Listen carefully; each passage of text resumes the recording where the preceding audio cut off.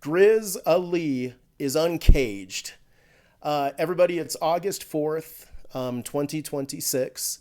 And guys, I haven't been on a lot, and that's because I'm launching my two companies, Project Sabrina and Sleep Melons. So I'm busy as heck getting those going.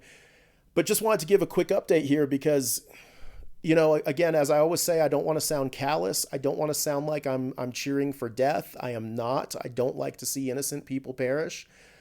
But if you're Donald Trump, this war could not be going better.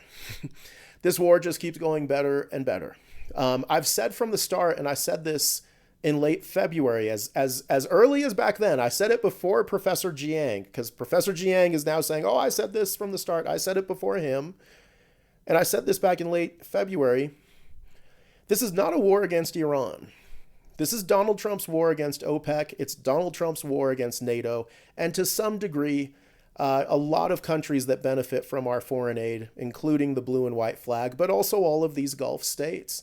You got to remember, guys, every time American oil gets going, we get undercut by OPEC. We get undercut by them because they just turn on the spigot, they sell oil at a loss, and they just say, okay, we're going to drown out American oil. OPEC's not ran by Arabs. It's headquartered in Austria. As far as I'm concerned, I think it's ran by the British Empire, our real enemy, but it's certainly a European entity. So this war from the start, on paper, it's Iran.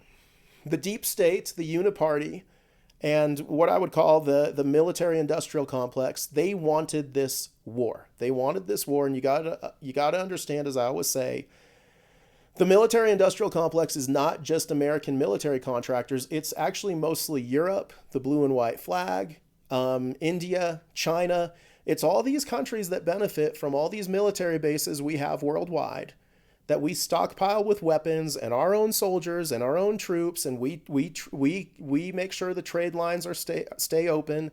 We make sure the skies stay open. We do it all for their benefit. And then we pay for that. So when they do manufacturing, when India or Europe or China does manufacturing, when the blue and white flag does anything, when the Middle East sells us oil, we're the ones providing all that protection. It's our Air Force making sure no one can invade those countries in the air. It's our Navy making sure that no one can invade their ports. There's even pirates on the sea, literally pirates from Somalia, as funny as it sounds. It's our Navy that protects ships from that. Donald Trump is going to war with all of this. This is the deep state. This is the uniparty. And like I told you in late February, that's who he's going to war with.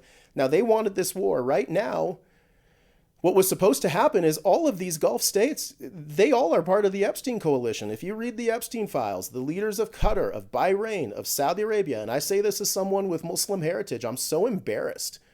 I'm so disappointed in these Arab leaders because they all worked with Epstein. And let's remember, Epstein was a Mossad agent, blue and white flag.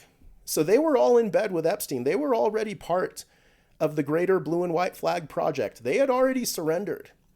There was one holdout, and that was Iran, and to an extent, Yemen, and to an extent, Lebanon. These were the holdout countries that said, no, we'll eat dirt, but we're not going to be part of this Epstein coalition.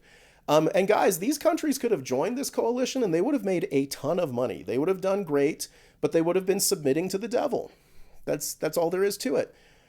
So this deep state and uniparty wanted this war, and it started in late February. Guys, by now, Iran's leadership was supposed to be gone. Reza Pahlavi was supposed to be installed. And Netanyahu's already said this.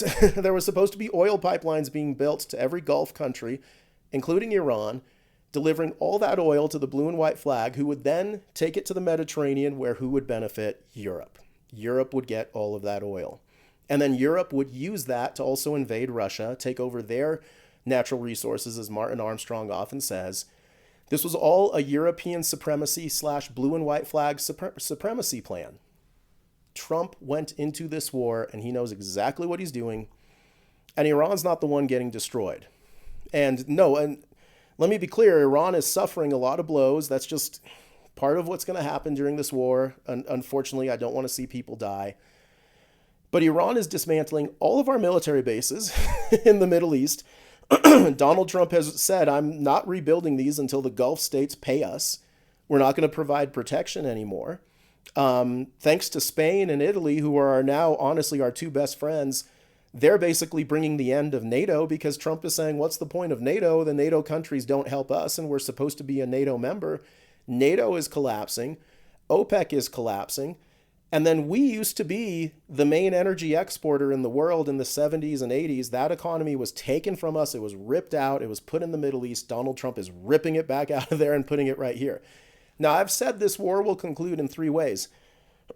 One, that we co-own the tax toll booth on the Strait of Hormuz that Iran keeps talking about. Trump has made overtures. He said to Iran, we want to be a 50% owner because if we're a 50% owner, that stops OPEC. Iran has rejected that, and that's okay. Option number two on how this war is going to end is that other countries sign long-term contracts for our oil. And if they do that, that's going to motivate American oil producers to go ahead and spend a lot of money on building long-term infrastructure here for our oil industry. China almost came close to agreeing to that, and then they said no. So Trump tried. Trump has tried 2 times to bring a very early end to this war that's favorable to the United States.